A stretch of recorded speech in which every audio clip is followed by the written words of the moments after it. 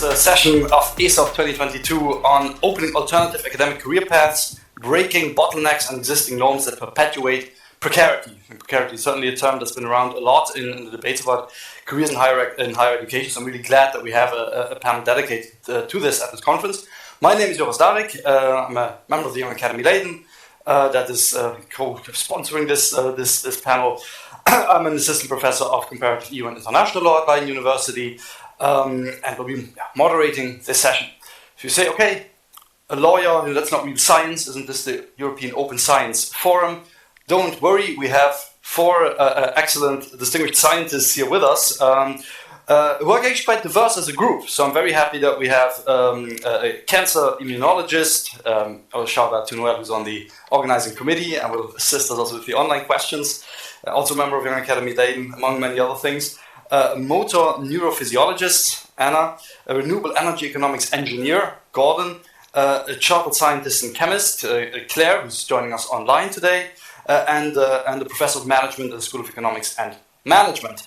So you could wonder, okay, what unites all these people with their very diverse outlooks and projects? It is also this passion, genuine interest in the higher education sector and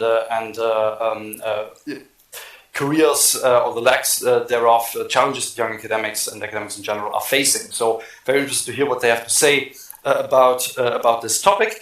In terms of the order, we'll start with Anna, then we shift a little bit around, go then straight to Claire, Claudia, and then conclude with Dalton. We stay with the original order. Everyone, they will outline what they think are the challenges and problems, and some also have recommendations to make. So we'll see if they actually agree amongst themselves on these different issues. So that'll be interesting to compare as well. So we'll stick with this order that you can see here on the slide. I invite you first to present for about 10 minutes so that we have also plenty of time then for discussion with the audience here as well as our online participants that I also welcome wholeheartedly to this session. Okay, without much further ado, let's dive straight in with Anna Kupuswamy from UCL London, member of Young Academy Europe. I mentioned already she's a motor neurophysiologist investigating the neurophysiology of affect. She has a lab that investigates the basis of perceptual fatigue in neurological conditions using a range of techniques including behavioral paradigms, non-invasive brain stimulation, brain imaging, and computational modeling. She will talk to us today about the wide-ranging impact of short-term contracts, the voice of early and mid-career scientists. Please, Anna, the floor is yours. Thank you, Joris. That is fantastic. I'm really delighted to be here because, as Joris said, we are what connects us. That we are really passionate about research careers and how can we actually change it for the better. Because at the moment we do have problems, and I think that's why we have a conference itself around this problem. So I thought the best thing to do first is to lay out the problem. What is the problem? And I'm going to talk a little bit about them. Different aspects of professional and personal lives of early and mid-career scientists that's being affected by short-term contracts in particular. So that's my main focus today, to set the scene for the other speakers as well. So how did we end up here? Because as a group, the idea is that none of us want the precarity that we do have in our research careers, but we are very far down the line. And how did we come to this situation? And I think we do need to look a little bit at how what's the sort of mindset and attitude of scientists so far, where we have allowed this problem to become so big. I've looked at the first statistic I would like to present is from the OECD report in 2021. Now there are orange and blue bars. Ignore the ones on the right. On the left, you've got 4 bars. They're divided based on age group. So the first bar represents under 34 years of age, and the next is for under 44, under 54, and under 64. So there are the 4 age categories, and the orange and the blues represent those who are in permanent and short-term contracts. I'm sure you've already worked out the blues are the ones in short-term contracts. And extremely disturbingly, people under 34, nearly 75% of them in research scientific careers are on short-term contracts. And under the age of 44, it is still a very high 55%. And then 54, it is still a significant 30%. So this is the scale of the problem. And on the right-hand side, it's just to do with the different disciplines, which we won't go into right now. So how did we actually put up with this for so long? More than 75% of people under the age of 34 have short-term contracts. And here's another survey in 2019. Scientists, early and mid-career scientists, including PhD students, were asked the question, what is your preference? Where would you like to work after you've finished your first postdoc? And interestingly, nearly 60% have a preference for remaining in academia. And the others have indicated all the other different possible options. But overwhelmingly, everyone wants to stay in academia. But very interestingly, do they have an idea of whether they can stay in academia? The first point is about why do they stay in academia? It's because of the intellectual challenge. If you look at the sixth point down here, it says, knowing I have a chance for a permanent academic research post, only 4% think that they can actually remain in academia. So look at the discrepancy. You have 60% who prefer to stay in academia, and only 4% actually know that they can stay in academia. And this is the sort of, people want to stay in academia. And here's another thing from the Wellcome Trust report. We all know that jobs insecurity is a key issue, but very interestingly, 45%, the reason for departure was difficulty in finding a job and facing insecure career path. It's not because they absolutely love working in the industry, but again, this is discipline specific. Various disciplines have, depending on the opportunity, this changes, but 45% say they leave academia because they're being pushed out, not because of their own volition. So this statistic should be 0% who are saying they're being pushed out of academia. Rather, volitionally, they are leaving academia. So I think there is a big attitude problem, which is changing. These surveys have been taken in 2019, 2020. The younger people coming into the system are very well aware of the problems. As far as I know, all of my PhD students and master's students are looking at other options. But again, as I said, it's discipline specific. But I think this problem of the discrepancy between the want to stay in academia and the knowledge that we won't be able to stay in academia is that the conflict here is what has resulted in this precarious situation, and the situation has gotten out of hand now. So, what is the impact of short-term contracts? So first, I want to talk a little bit about the impact on workload. As you can see, the 2019 survey, Young Academy of Europe, we did a survey on 104 early career and mid-career researchers. 56 of them were ERC grant holders, and more than 95% work more than 40 hours a week. I'm contracted to work 37.5 hours. I know there is a slight difference across the different OECD countries what is expected. Okay, 40 is still an expectation in some countries. But look at the next statistic. More than 50% work more than 50 hours. That is a significant number. We really can't put up with this anymore. And if you look at what's being highlighted as the biggest issue, they talk about time. Time. Every minute I have, I can only spend on one thing. However, there are 5 jobs that needs doing in that time that can only be dedicated to one problem. So of the people who responded, time has been really highlighted as one of the biggest issues, which then talks about extreme overload.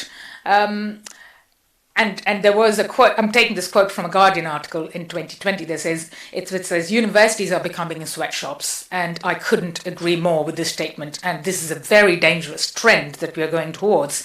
And why is it that people feel compelled to work more than they're required to? Because they're on short-term contracts. They want to get a tenure track position. And the idea is that the more hours I work, the better my chances of getting a tenure track position. And they couldn't be further away from the truth. But that is what the ground situation is. So workload, short-term contracts directly impact on the workload and why people overwork themselves. So impact on mental health. So if you're working more than 50 hours a week constantly, and it does obviously result on mental health issues. And this was, again, taken from the Young Academy of Europe's survey in 2019. So our survey showed that it's a slightly complicated graph. I won't go into too much details. All I want to point out is that the reds is the reason for why they're being stressed, and the reason is the lack of career opportunities. And how much stress is it causing them? If you look at the graph on top, it says near 80% of worst possible stress.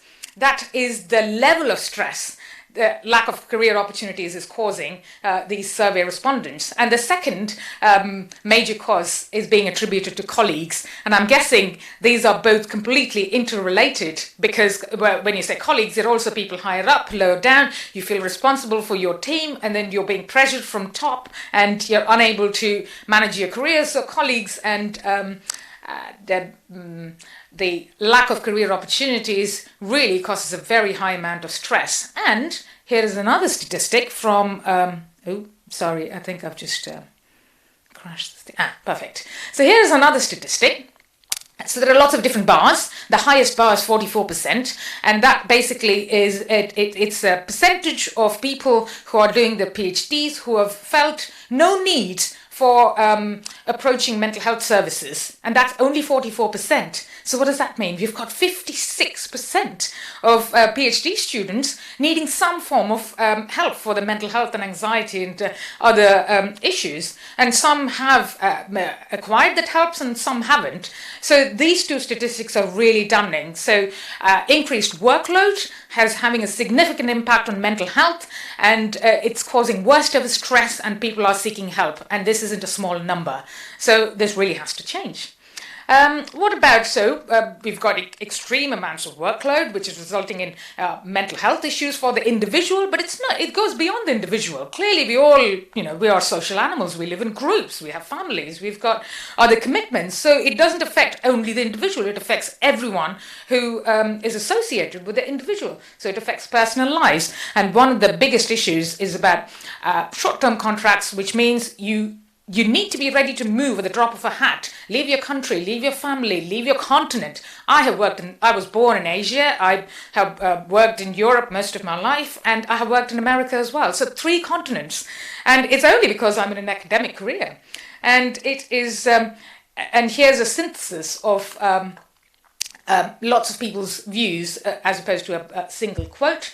And basically, it seems to be either you have to stall your academic career so you can focus on your personal lives, or you've got to put your personal lives on hold so you can pursue an academic career. That appears to be the overwhelming idea. Yes, there are lots of initiatives that are now being put in place, but how many of them are benefiting from it, and how many of them are capable of benefiting from it? There is a lot of juggling. I know lots of scientist pairs who really struggle to find jobs in the same university or same country, which is, again, a direct impact of not having long-term positions.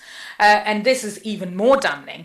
So here in this report, women on fixed-term contracts are twice as likely to have moved forward or delayed plans to start a family compared to the ones who are permanently employed. Again, a direct evidence for the impact of short-term contracts on personal lives. Now, this is a societal problem. It's not just an academia problem.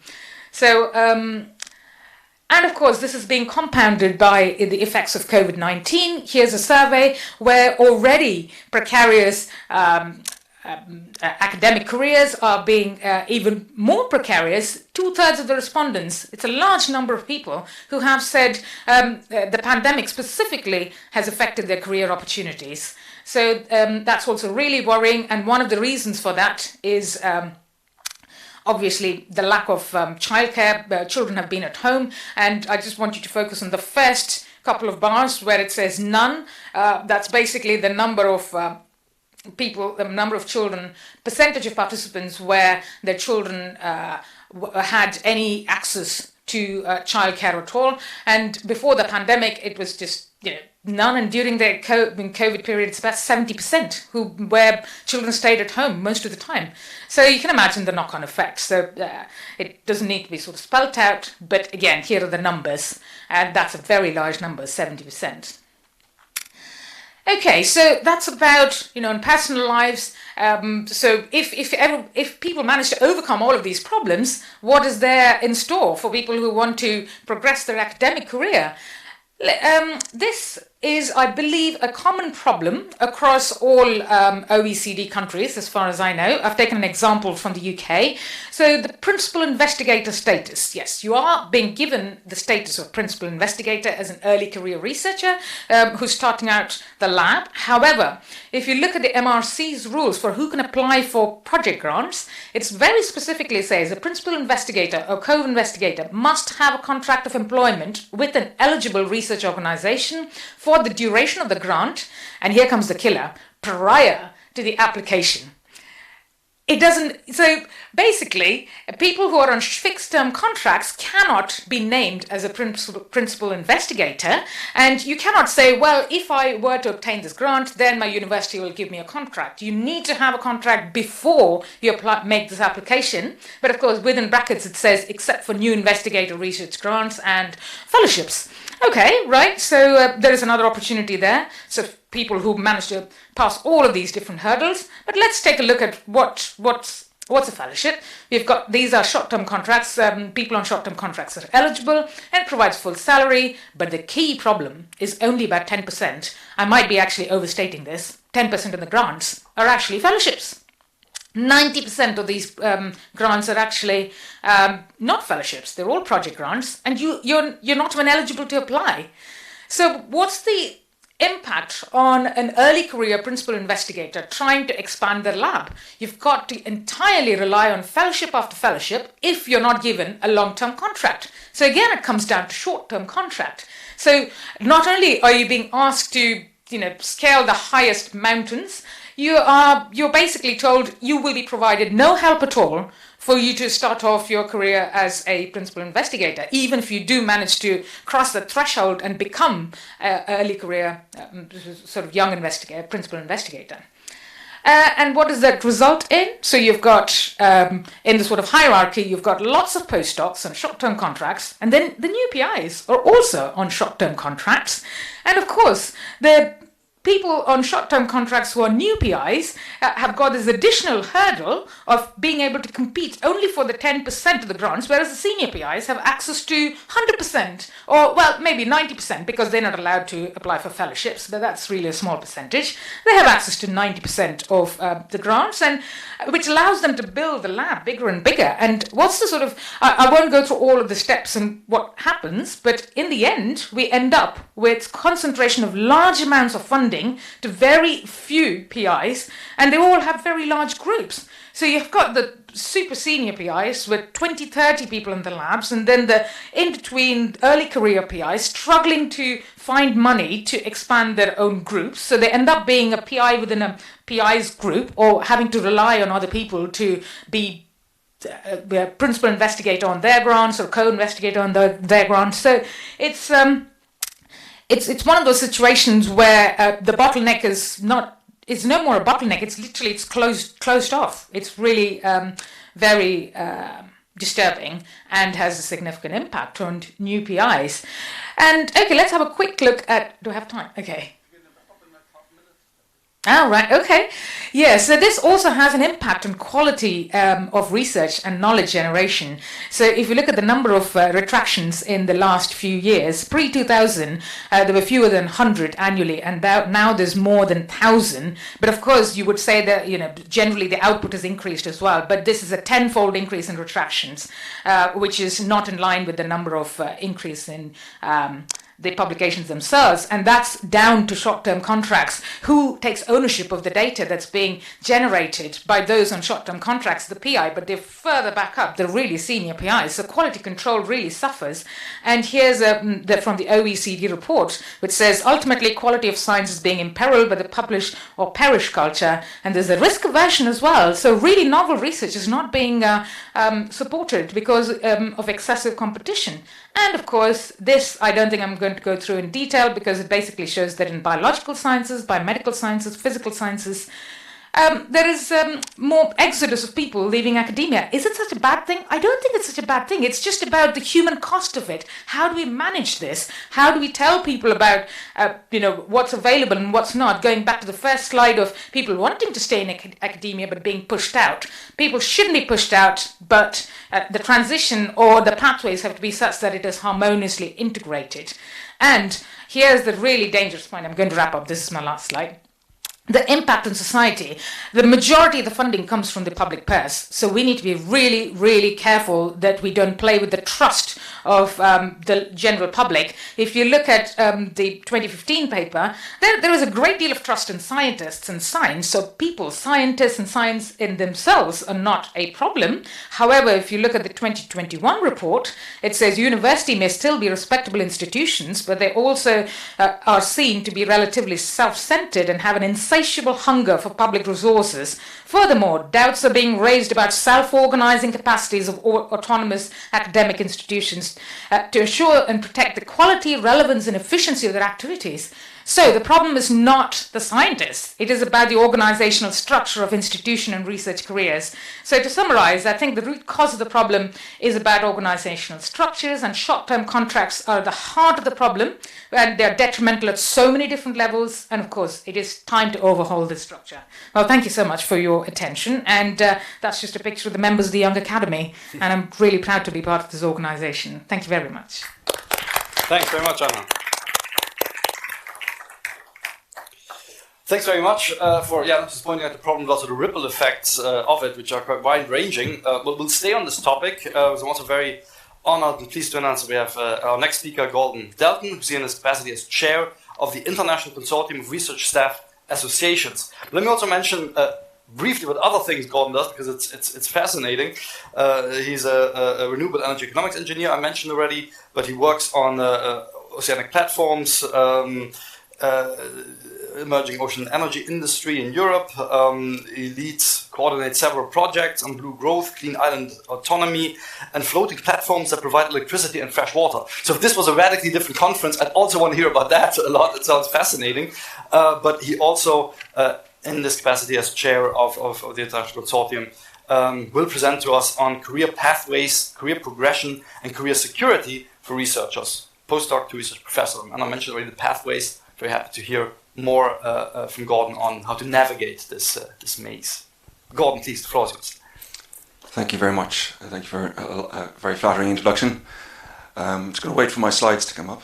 First of all, I'm going to congratulate Anna for a fantastic presentation. It really shows she's got an enormous depth of understanding of the complexity of the pathway of a research career and all the obstacles that people face. It takes a very long time to get this understanding, so I really appreciate it. And it brings to a quote I can remember quite a few years ago when I engaged with the CEO of the Irish Research Council and we were talking about research careers. And she said, Gordon, honestly, I actually don't understand why researchers pursue research, considering all the barriers. And then we continued on with the conversation. But unfortunately, nothing's changed in that intervening time of 6 or 7 years. It really is, it's like a status quo. It's just so difficult to change what seems to be a very successful model for operating business. So my name is Gordon Dalton. I'm the chair of ICORSA. ICORSA stands for the International Consortium of Research Staff Associations.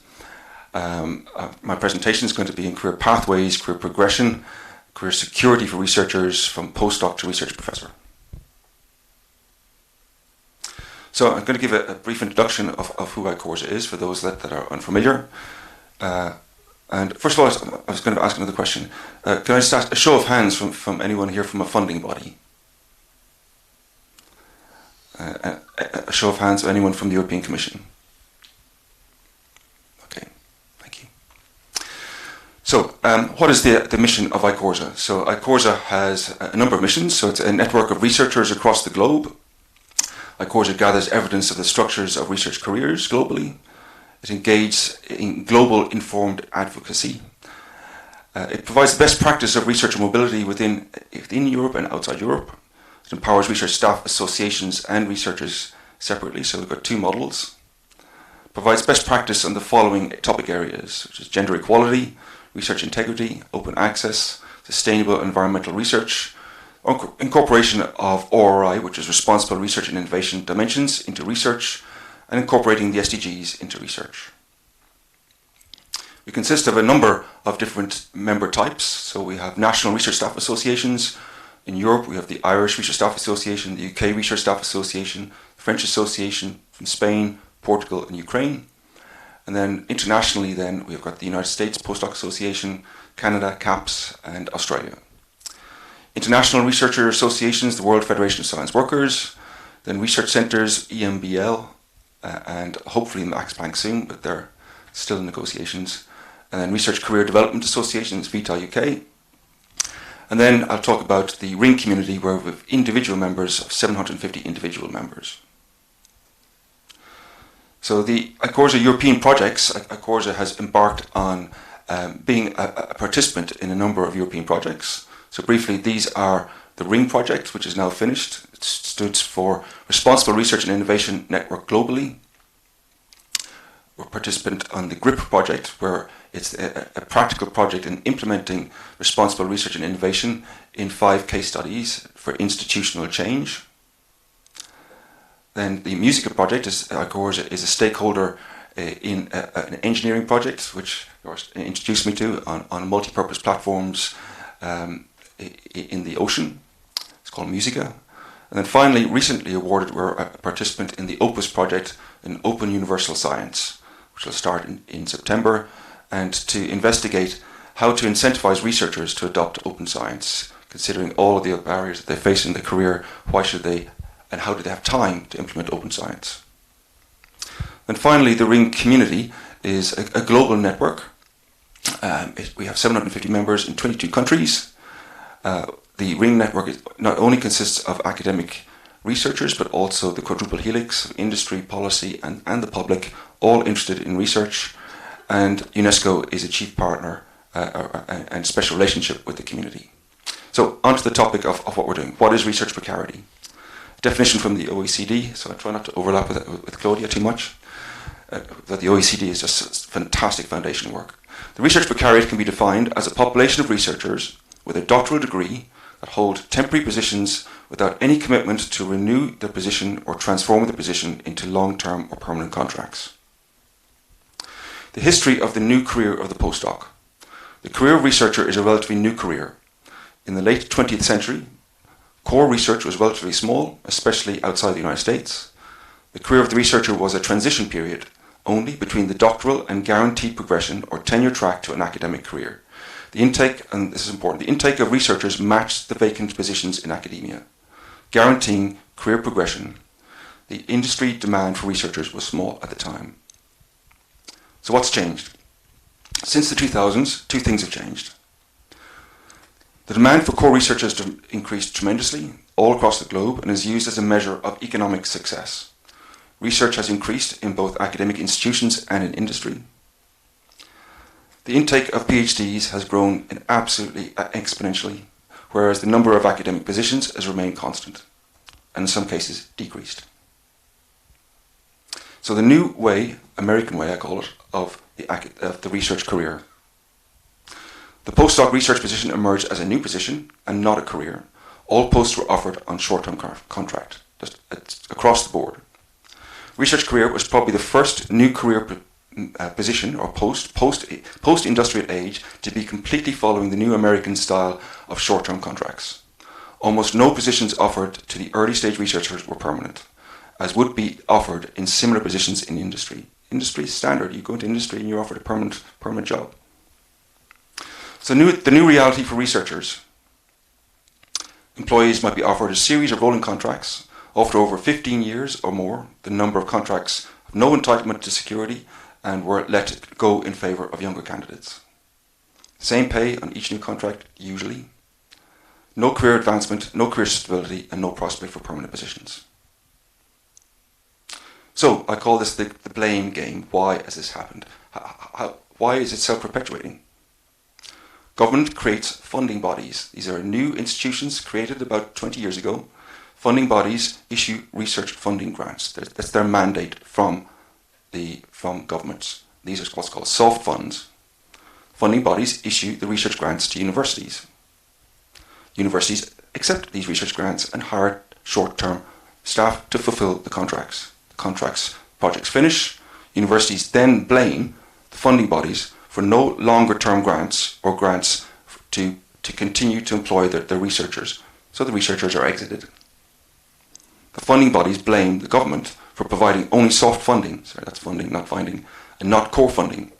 So we're back to the governments again. Governments haven't changed. They're sending money to funding bodies, and it goes round and round, everyone blaming each other, but there's no one providing the solution. So policies need to change. Government core funding needs to extend to cover research as well as traditional teaching. Core funding is only for academic positions to teach undergraduates and masters and to fund academic professors and lecturers. Funds can be multiple sources, from core funding to soft funds, and researchers who like to have career progression should also be allowed to stay in the same position if that's the only funding that's available, but not be kicked out. So my final two slides, I'm going to spend a little bit of time on this. And how much time have I got? 4 or 5 minutes. Okay. So this is the classic funding pyramid proposed by the Irish Research Council. This was 15 years ago. You'll see, though, it's a nice pyramid. It kind of looks like that a lot of junior postdocs progressed to research fellow to senior research fellow, and we know that's not the case. And the pyramid suggests multiple entries and multiple exits. It's kind of very much idealized. But this is the reality. Junior postdoc, senior postdoc is the vast majority. Of the bottom of the pyramid, you've got a few positions for research fellow and then a tiny senior research fellow. I'm using the statistics of 90 at the junior and senior postdoc, 9% and 1%, but I'm not absolutely certain, but that's approximate. So the junior and senior postdoc, which is R1 and R2 in the European Research Career Framework, there's a lot of discussion about how it's usually a 6-year position in most countries. There's lots of new innovation in industry posting as part of the postdoc, soft funding for industry postdocs as part of the postdoc experience, and it does allow researchers to consider a job in industry, which is quite healthy. And at the end of the 6 years, what happens? Well, a lot of them do go to industry if they're lucky and have this, but as Anna says, researchers join an academic research career because they're passionate about academic research and they want to stay in research. But can they? There's this huge barrier from going from junior postdoc and senior postdoc to research fellow and senior research fellow. Now, I'm going to talk about the Fixed Term Workers Act. Fixed Term Workers Act was brought in by the European Commission 20 years ago to solve this short-term contract. Has it worked? No. Because the universities have found so many loopholes in getting around it, particularly because the fundamental core of the Fixed Term Workers Act is you must have 2 consequential short-term contracts back-to-back in a 4-year period. And in Ireland, they now label researchers in training, so you're completely ineligible to a Fixed Term Workers Act because you're in a period of training. In the UK, they have open contracts, so you just have 1 contract. So when you come to the end of your 6 years or your 10 years or 15 years, you've only got 1 contract. I'm so sorry, you're not eligible for the fixed term work contract. So what happens?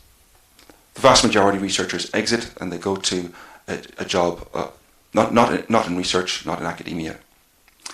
So is there any chance of going to research fellow? Well, if you're very lucky and you apply for your own funding, because you have to have your own funding to become a research fellow, or you have a very generous PI who has got a research fellow funding position, they're so rare, then you're going to be given a research fellow contract. I was very lucky myself in Ireland. At the time, 15 years ago, they offered these new 7-year research fellow contracts. And that's the only reason why I'm here, because that 7 years I gained so much experience But the 7 years comes to an end, and, well, what happens? You might try and find a lecturing position or leave what's called research academia and become an academic lecturer. I didn't want to do that. So what happens? Well, do you exit? Do you exit and join the workforce in non-research? Well, if you're very lucky like I was and applied for Horizon 2020 and was one of the very few people to be able to become a coordinator in a project, and then went to senior research fellow. That senior research fellow, then that project ends. What happens at the end of the project? Research fellows' positions are not permanent. They're still on fixed short-term contracts. Do you try and find a senior lecturer position? But if you're managing a project in coordination, there's very little teaching experience. Very difficult to become a lecturer. And by the way, to go from fellow to senior research fellow, the number of papers, academic papers that you've got to produce is absolutely astronomical. So if you're coordinating a European project and applying for funding, there's no time to write papers. So exit, usually. So is there any solutions? Well, there is. And this is core funding by governments that fund tenure track positions. And Germany has done this. Germany has started in 2018. It's funded 1,000 tenure track positions for German professors, junior professors. It's from 2018 to 2032. They've already filled the vast majority of the 1,000 professors, and they're going to consider then extending this to become larger, because 1,000 professors is really a drop in the ocean for Germany because it's such a huge country. But still, they've proven it, they've done it, they've earmarked it, and so there is a possibility to tenure track. It's coming back in. So you've got research professor tenure track from core funds from government. Is it possible to have research professor positions on soft funds? I don't know. Are the soft funds funding bodies blocked from core funding, or could their mandate be expanded? And of course, a senior research fellow could become an academic lecturer professor. There's always that. But then there should be this transition between academic lecturer professor to a research professor and back again. So that's my presentation. So thanks very much, and over to the next person. Thanks very much indeed, Gordon. I'm also reminded that the people from as we call it, the hard sciences in the Netherlands, the beta sciences, they're very good at graphics. So it's really good to see your break down all this data in very useful schematics. We move on to our third speaker, Claire Vinet, who's joining us online via Zoom. She is the CEO of the Careers Research Advisory Center, which also coordinates the VTEP program, which is on professional development of researchers. Claire is a chartered scientist and chemist with a lot of experience in the science community, the not-for-profit sector, including many years at the Royal Society of Chemistry in various roles that she has taken up there. And she will talk to us. We'll stick with the big P word, precarity as a systemic issue. So Claire, please, you have the floor. Thank you. Good morning, everybody. I'm really sad not to be with you there in Leiden in person. I've been following the ESOF conference online over the last few days, and I definitely have FOMO. So thank you for the slide. So I'm going to talk about the systemic issues and the fact that this is really, really complicated. So the charity that I lead, the Careers Research Advisory Centre, as Joris said, we run the VTI programme. We've been working with young people and researchers since 1964. So this isn't a new phenomenon, but as Gordon and Anna have mentioned, actually the success is that more money has gone into the system, and that has exacerbated some of the challenges. So if we can go to the next slide, please.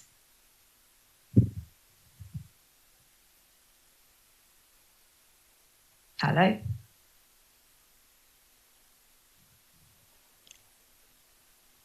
Oh, can you go back one?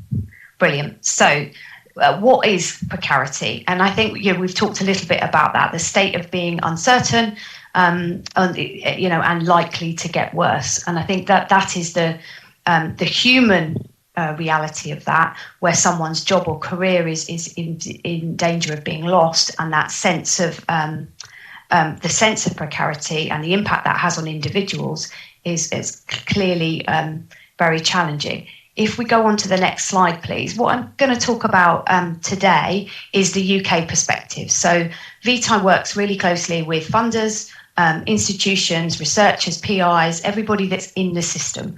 And we collect data because we love data. We're a research organisation. We're full of researchers.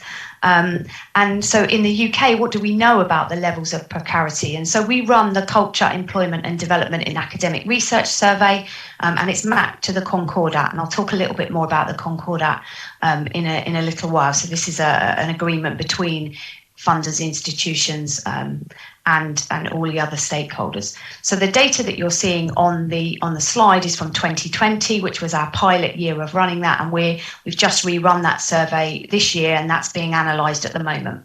But as Gordon mentioned, 76% of research staff in the UK are on fixed term contracts, and actually the higher education sector is overly reliant on fixed term contracts compared to other sectors beyond higher education. We don't see the same patterns of behaviour in terms of contracts. So the CEDARS data gives us a real sort of level of confidence because it's 48 institutions and it's well over 12 to 13,000 researchers.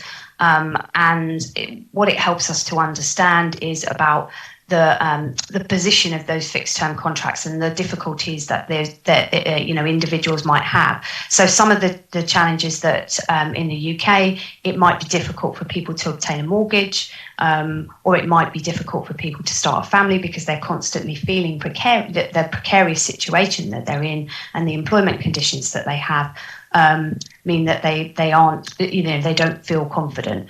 So the CEDARS data helps us to benchmark year on year or 2 years on 2 years. So if you go to the next slide, please. I mentioned the Concordat. So again, it's an agreement between the employers of researchers and research funders. And what it's there to tie many aspects of diversity and inclusivity that are already happening in institutions. And so if we think about the systems aspect of it, the Concordat's been around since 1996, and its most recent iteration was published in 2019, and it currently has 97 universities signed up to it and all of the major funders and institutions. So everyone is committed to making a difference. If we go to the next slide, the Concordat is really there not just for individuals, it's there for the organisations. And one of the key, if you look at the middle bubble, is what is the Concordat there to achieve? And the addressing the use of fixed-term contracts for researchers, the individual researchers themselves, so 95% of them believe that the Concordat is there for that, but only 87% of the organisations feel that, that it's there for them. So there is this disparity between whose responsibility, and as Gordon sort of talked about, that blame cycle.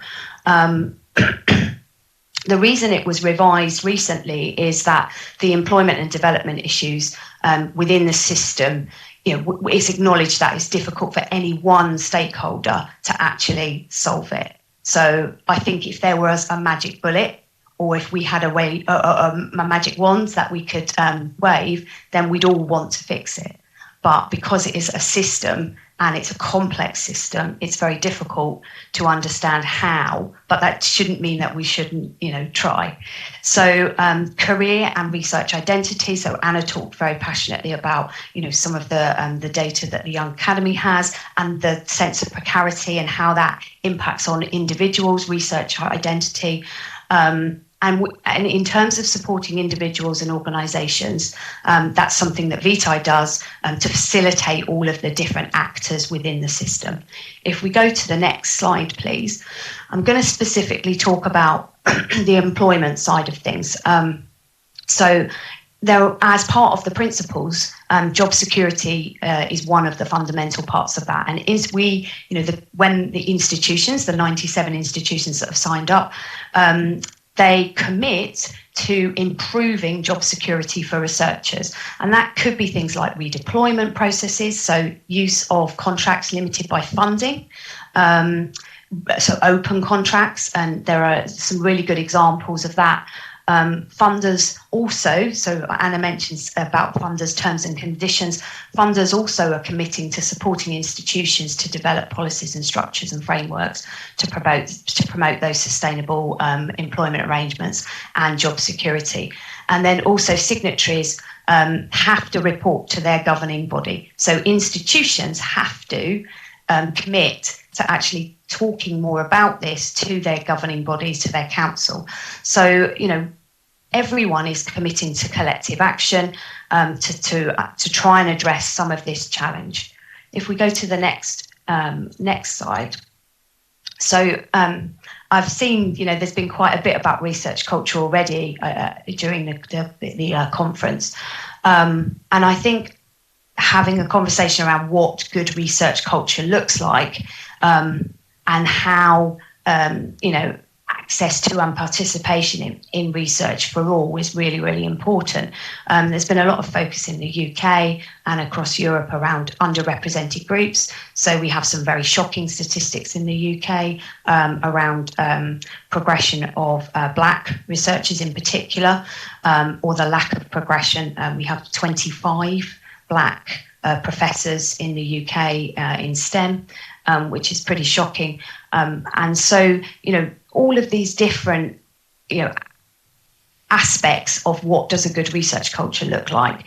And so Vitae is working in all of these different areas. So we work with the institutions to think about their recruitment, their reward and recognition structures, this furthering open research practice, so empowering the researchers through things like the RDF, through training, learning and development, encouraging researchers to think more broadly about their career, their roots, and pass beyond academia, to think about what could all of these different career routes and paths be. There's a big focus on research leadership, so supporting PIs and the current researchers, because actually they want to do a good job. It comes out in the data and the surveys that we run that actually they feel that they're not supported by their institutions, and they want to support their researchers. So again, it's a systemic issue. And I think that greater collaboration and exchange with businesses and other organisations so that researchers can understand the broader research careers beyond academia. We've already mentioned some of the sort of trust and public trust in science. There is a real worry that actually post-pandemic, the Great Resignation is hitting academia. We are at risk of losing talent, and I think that the system is waking up to that. And certainly there have been some high-profile resignations in the UK, and we conversations with government and funders to try to understand, the very real impacts of the system as it is today. If we go back to the next slide, please. So, symptoms versus causes. I think the thing is that the relationship of precarity to other systemic issues. So we've talked about well-being, we've talked about low rates of CPD, so people not actually taking part in training, feeling that it's a waste of time. Anything that isn't doing research is not a productive distraction, and the hyper-competitive funding environment. So I think, how we measure success and whose responsibility it is really, really key. One of our former science ministers believed that competition for funding was the main cause of precarity, but actually I would argue that it's a symptom. And precarity can be, should it be objectively measured, and collectively, if we can understand who and where and why people are going in the system, and understand where the funding is going and the unintended consequences of some of the practices, then I think we will be able to address some of these challenges. So whose responsibility is precarity? Well, I would say it's all of our responsibility. And so if you go on to the next slide, recognising that it is a collective responsibility as part of it. Institutions, obviously, at various levels, need to gather evidence, report, and be open and transparent about the cultures that they have. Funders also need to be open and transparent about the way that they're addressing this.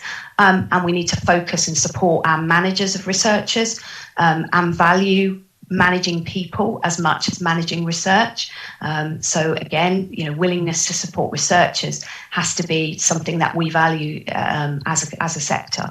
And researchers need to be responsible themselves. They need to be aware, proactive, and engaged. And again, I'm preaching to the converted, because you are all engaged. But we need to engage the wider conversation. So the last slide is really just who we are as Vitae. So last slide, please. And as I say, we're a not-for-profit, and we've been working in this space since 1968. And if you go to our website, there's a whole host of practical support for organisations and individual researchers. And that's me done, and I am sure that there will be lots of questions.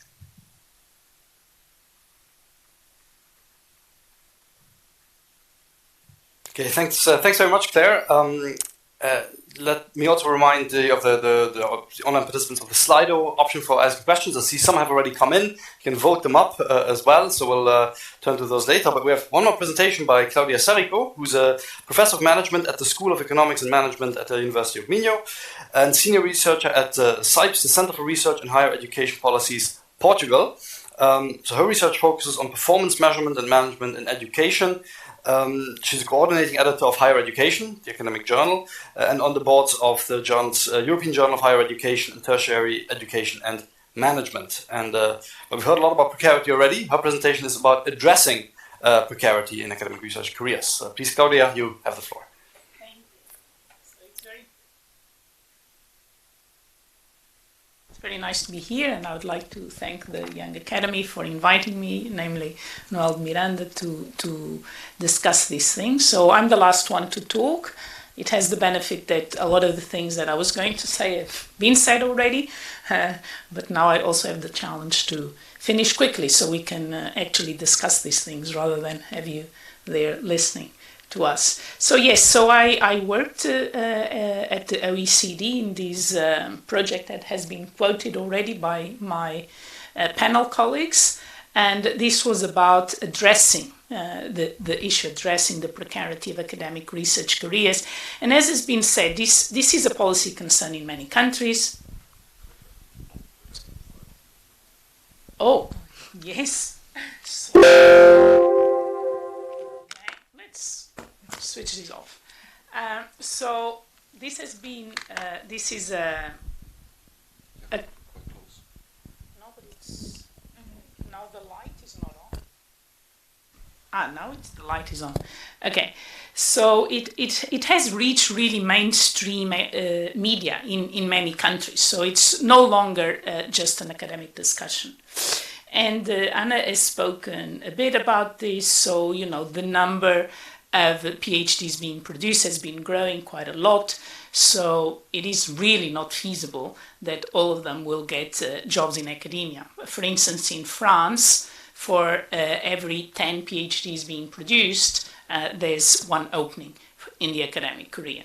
So the majority of people will and are already ending up beyond academia. And if they do stay in academia, they do face a scale of precarity that is much higher than in the rest of the labor market. So the effects of precarity, well, actually, the problem with that is that I can't read. So I'm going to turn this on again so I can read what I have in the slides. Sorry about that. Just a bit. Bear with me. Not even with my... Maybe you can switch with Gordon. Maybe, because I really can't. I can't see what I've written there. So, but the effects of precarity have been discussed here, right? So there's the issue of the well-being of researchers, and of course these effects are related. These negative effects this means as well that the attractiveness of the career suffers. So although we're producing a lot of PhDs, there's a lot of evidence already in many countries, and especially in some fields, that the best students, the best talent, is no longer wanting to do a PhD or entering academia. They know it's not attractive anymore. And of course, what this means is that the quality of science is being hindered as well. So if you don't attract the best talent, or even, for those that stay, is the pressure to publish to get the next funding. So quantity over quality, risk aversion, there's a lot of evidence of this. So more publications are being produced, more research, there's a lot more funding. So the funding for research has been increasing, and the number of people doing research has been increasing, but there's already some evidence that there's risk aversion. So you play it safe. You're always looking to get the new contract. And of course, threats to research integrity that Anna has already talked about. And then there's also issues of equity, diversity, and inclusion. And again, this relates to the quality of research, because only the privileged can afford precarity. And there's evidence in a number of countries that those that remain in academia are from high socioeconomic backgrounds, because the other people, they feel that they cannot endure this, they cannot afford precarity, and women are more affected. And the other issue that affects the quality of science is that although there are very often formal, systematic, transparent processes for recruitment into the career proper, that is into tenure track, for doctoral and postdoctoral positions, that is often not the case. It's very, very ad hoc. And this means also that there might be, or there's for sure, problems of equity, diversity, and inclusion there. And this is coming from the Wellcome Trust survey, the Nature Postdoctoral Research survey as well. So there's a lot of challenges. So the OECD project involved 15 countries, around 100 policy interviews, and so in each country we did interviews with policy officials, employers of researchers, and representative associations of researchers as well. We did also at EU level and with TUEC members, so the trade union advisory body to the OECD, which added 3 more countries to the study. And so what we see is the permadoc phenomenon. Yeah, so there's people doing pre-doctoral studies, doctoral studies, postdoc, and as Gordon said, the postdoc used to be a transition period, and now people remain there. In outdated career structures. So, this idea of assistant professor, associate professor, full professors, in fact, it's a minority in many systems that are into that type of career. In many systems, the majority of people are outside the career, the majority of people doing research. And a lot of them are producing the majority of research, in fact. A very unstructured postdoctoral phase. So doctoral programs have become more and more structured over time, and often doctoral students are representative in governance structures, but postdocs are not. And in fact, it's quite interesting. Some institutions, they don't know how many of these people they have, and many countries, they don't have any register of these because they are directly hired by the PI. So there's no, even in national statistics, you cannot find them. So it's very difficult even to understand the scale of it. An excessive dependency of senior researchers. I've heard the term very, very often, it's a feudal system.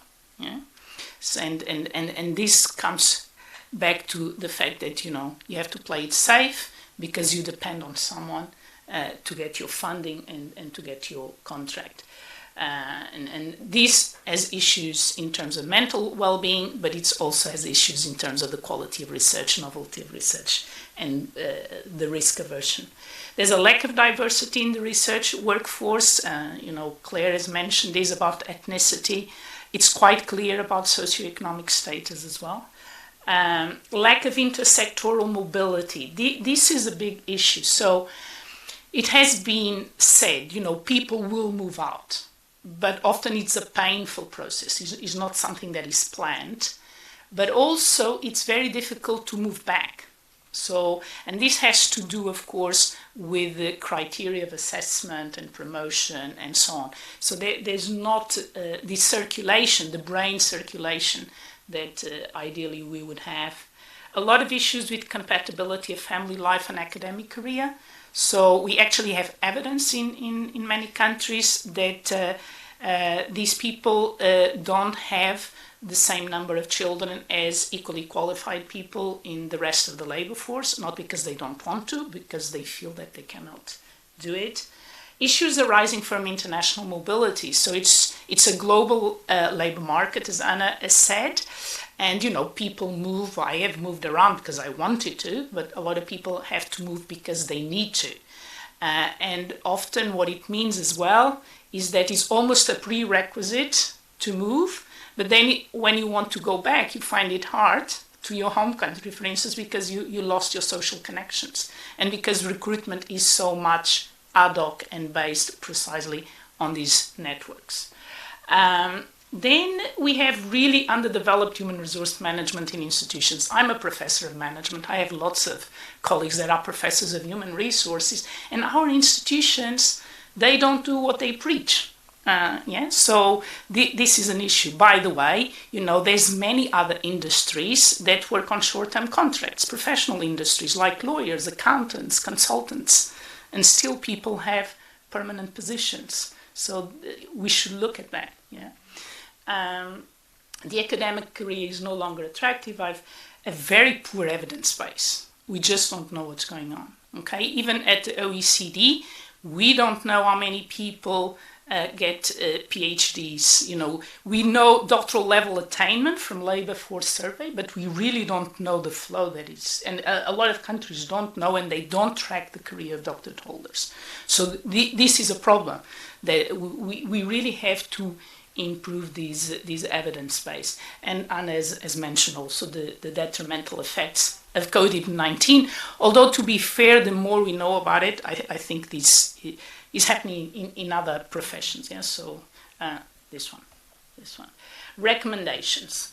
So the big thing, I think, and it is about addressing what can we do about it. And so these were the recommendations of the study. Improve the working conditions and offer more transparent, predictable and flexible career prospects for postdoctoral researchers. And to prepare the transitions. If people cannot stay, that has to be planned. It cannot be a painful process. Offer broad professional development during postdoctoral training, and I would add also during doctoral education. So if people are going to work, the majority of people are going to work outside academia. And by the way, people with doctorates, they still have better employment prospects, they still earn more, okay? That is clear from the statistics, we know that. But they need to be offered professional development so that they can work beyond academia in the business enterprise sector, in the government sector, in the social sector. Promote equal opportunities, diversity and inclusion. This is very important. Establish better links between research assessment and funding and human resource management policy objectives. So this is about, funders, policymakers. They have science policy. They also have to have policy for scientists, for researchers, and to establish links between the funding and other incentives and what they want to see being done in terms of human resource management.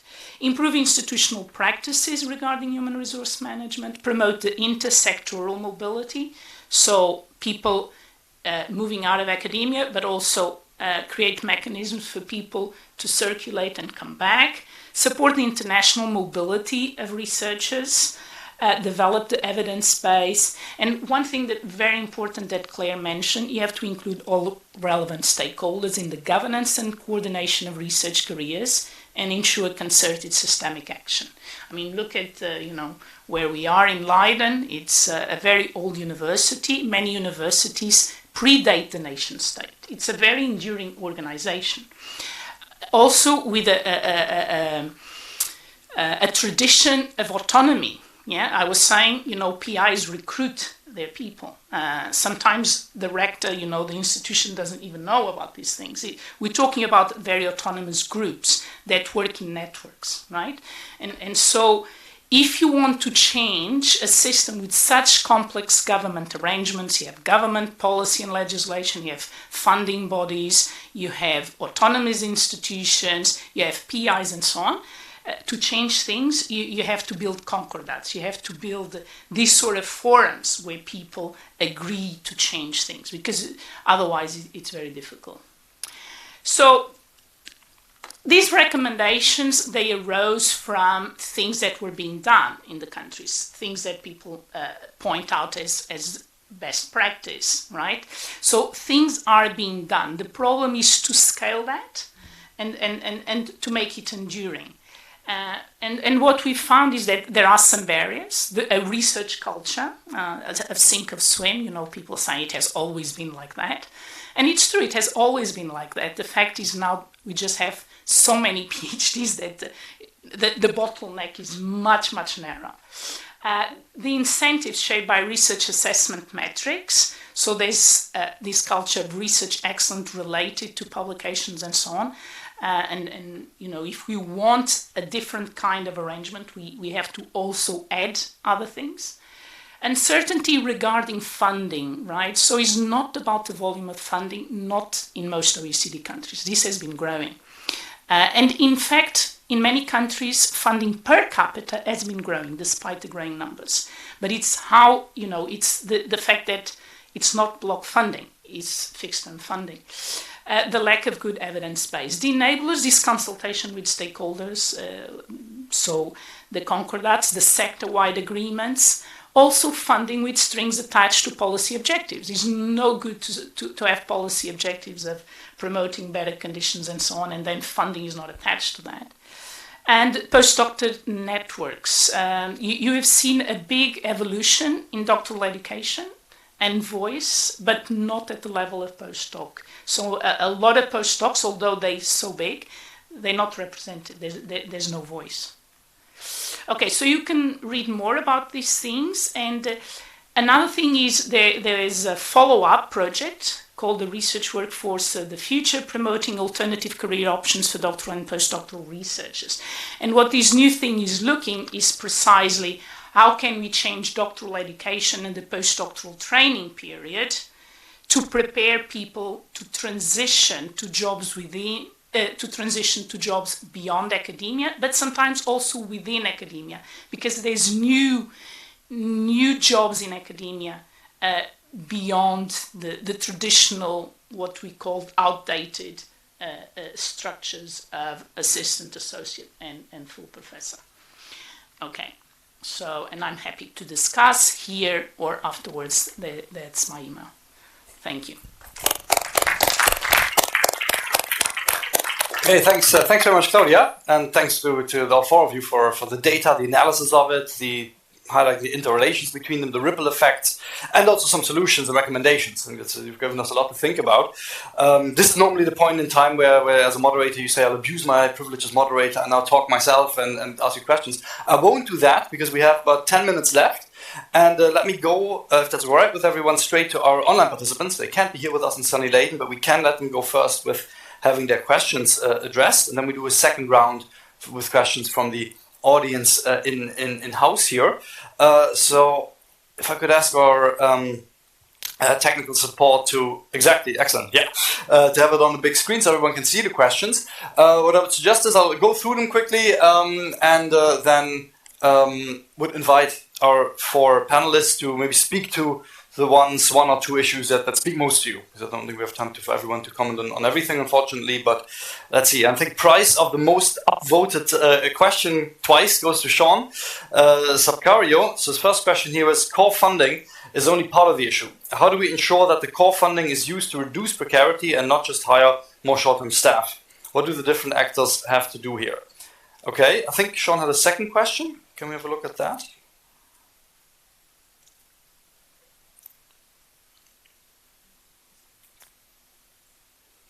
Can we just jump to the... Thanks. Okay. Oh, no. No, that one we have already. Yeah. Okay. Yeah, all right, thanks. Why is a senior academic the only goal of a career? Shouldn't we open potential permanent contracts to other roles in research that are just as vital and can still contribute to research? Okay, then I think we had Martin as the next one with his question. Martin Dominic, yeah. Some people apparently like hierarchies, despite the fact that they make the research ecosystem inefficient. How do we get this point across? As Martin, thank you. And then I think we had at least one or two more. Could the EC, the European Commission probably, provide core funding? From Dragana Mitrovic, thanks. I don't know if there's any more online questions. Yes, who profits from precarity? Asked Martin Dominic. That's a good question, yeah. And one more from Dragana, can precarity ever be solved? I don't know if there's any more. If not, that's already... Oh no, there's one more from Miklos. The persistent goal of PhD training is to prepare for a research career, that is to continue to academia. If only 4% can do so, it is a serious mismatch between training and its goals and the labor market. This should be addressed. There's no comment of question, but feel free to respond to that as well. Okay. For count to three, there's no more online question, but I think that's a lot to handle already. So let's turn back to our speakers. Maybe just in order as they presented. So yeah, Anna, please, your reactions to a few of these questions and comments from the online participants. Right, well, that's quite a wide range. I'm not sure I remember all of the questions, but having said that, I think I agree with some of the comments that are being made, and of course with core funding, I guess it is only part of the issue, but like Claudia mentioned, it is all about getting consensus. How do we actually get over this problem? It's not about... I don't think we have the answers yet, right? Or I'm sure Claudia is much more better positioned to answer, and Gordon can better answer that question. And, well, I'll be interested to see what the other panel members say, because a lot of the questions are probably better suited for the other panelists, and I'm going to pass on the mic to Gordon. Well, the answer is funding. And the funding at the moment is almost exclusively channeled to junior positions. So the soft funding needs to be dramatically opened to fund senior positions, research fellow and senior research fellow. So that's one of them. And then the second is core funding from governments, which are traditionally only given to academic positions and teaching positions, but not to research positions.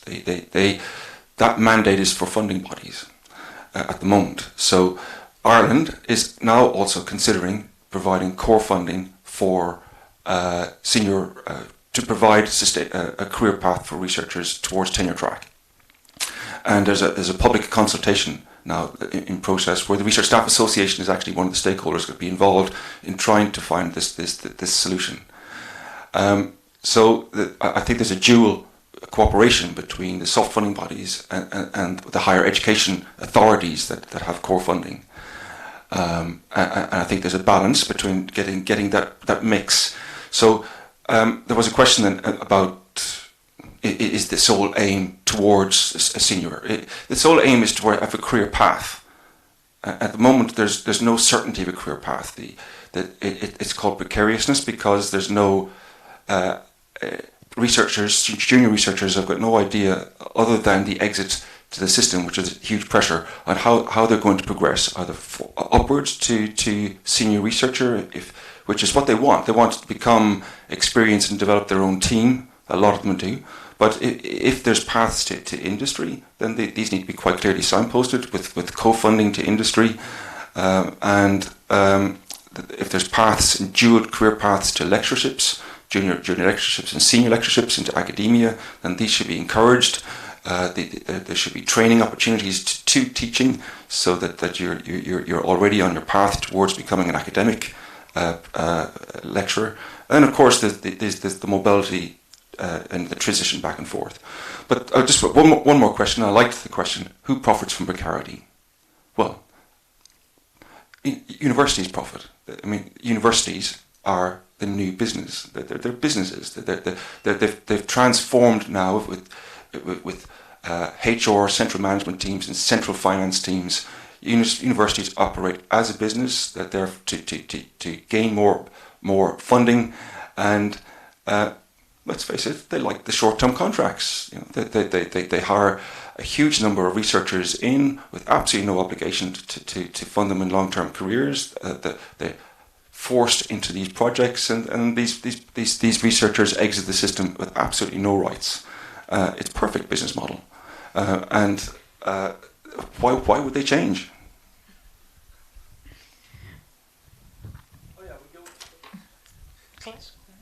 Claire, please do you want to come in here and respond to some of the questions and comments from the online audience? Yeah, I think it's well, I mean, I think at the risk of being a little bit controversial, nobody profits from precarity.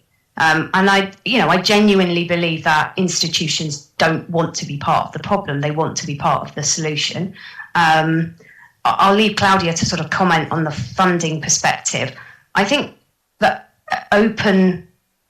being honest and open to the fact that actually PIs and supervisors aren't the best people to give you career support and careers advice, valuing career development, valuing training, having a philosophical debate about what a PhD is for. Claudia mentioned that, PhDs are valued beyond academia. And that's absolutely true. That's borne out in the data and evidence that we have. Also, when people leave academia, so when researchers go beyond academia, they have very fulfilling and happy careers. Would they go back? No.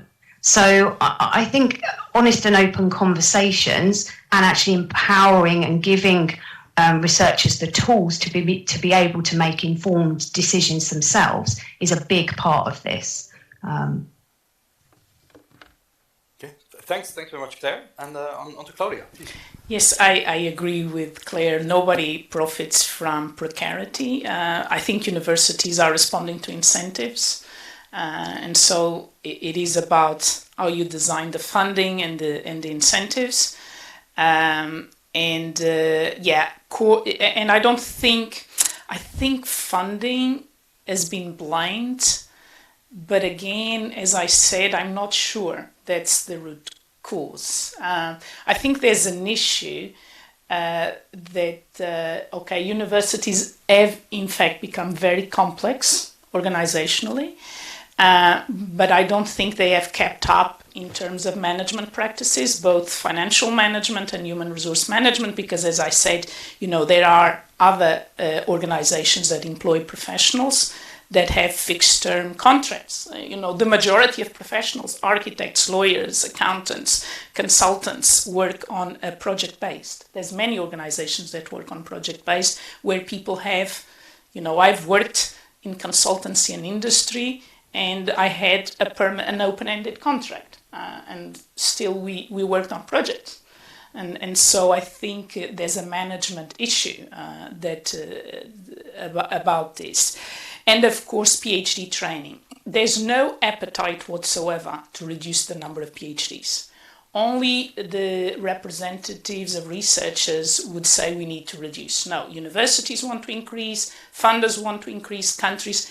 It's a race, the idea that is through research that we develop our economies and our society. So the majority of countries are putting targets for more funding for research, more funding for PhDs. But of course, as someone said, PhD is not aligned with where people are going. You have to change the nature of the PhD and of doctoral training. And as Claire was saying, we need to develop skills in people for diverse jobs. This is not just happening to PhDs, it's just happening in the labor market. People are more mobile, and we have to increase that mobility. And the possibility of coming back to academia. I've worked first outside academia, came back to academia, went back again, and have been, and so this should be promoted if we want to have a better situation and precarity, because really precarity is not a benefit to anybody, I don't think. Okay, thanks very much, Claudia. We're technically out of time, but I hope we can stay on a bit longer. If you have to leave, do feel free, but I also want to give, of course, an opportunity to our physically present audience to ask questions. So I would suggest following a similar format. I will take one sweep of questions and then play it back for one more round of reactions from our four panelists. The disadvantage is I can't read your name tags from this. So if you want to state your name, if you want, and your affiliation, that's always useful as well. So questions, please, sir. I have a question about just more funding will solve the problem without changing the system, because I don't believe so. Because if you look at precarity, that in Germany, Austria, Switzerland, there are very high levels of investment in research in comparison with most other countries, and very high levels of research precarity.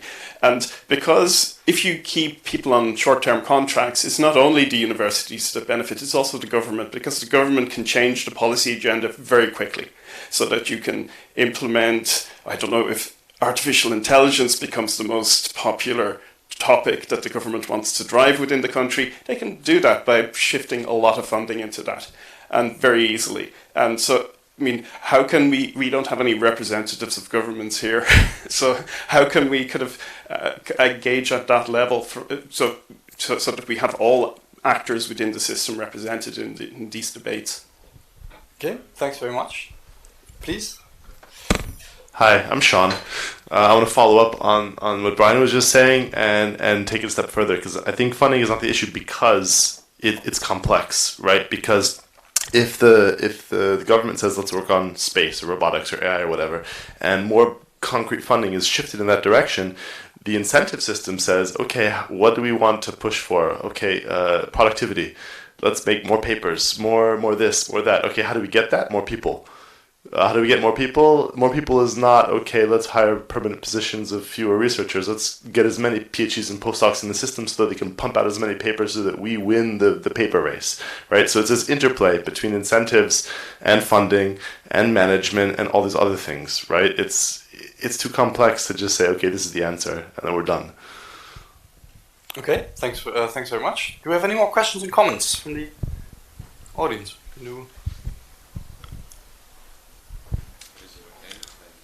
Well, I would agree that the governments are under huge pressure to have metrics to show economic growth, scientific growth. So the push towards these metrics is huge. But at the same time, whilst increasing junior postdoc numbers and PhD numbers, people that enter the system as junior postdocs, if it was known that there is a possibility of a path to research fellow and senior research fellow via tenure track, that there is the holy grail of a permanent job. It's super competitive, yes, but at least it's something to aim for, whilst also considering exiting the system. Finally, there is a very brave government, and I should be mentioning it because I have now moved to Spain, to the Gran Canarias, to the floating PLOCAN, the offshore marine renewable platform. They've been told 9 months ago that the possibility of short-term contracts is now over. Spanish government have changed, that it's now mandated that all staff that are brought in, researchers, must have a career path, and they cannot be on a fixed-term contract.